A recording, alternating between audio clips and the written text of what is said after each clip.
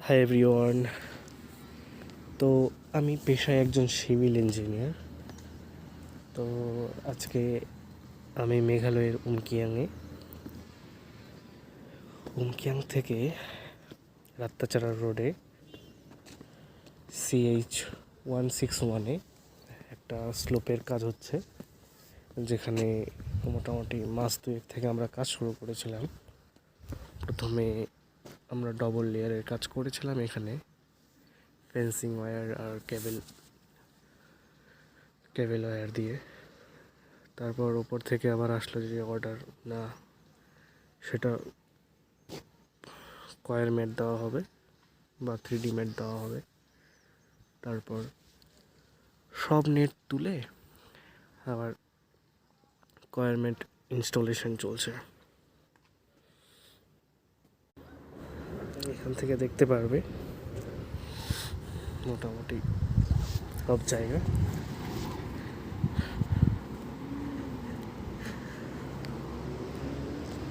এখান থেকে top level দেখা যায়, দেখতে সুন্দর কাজটা।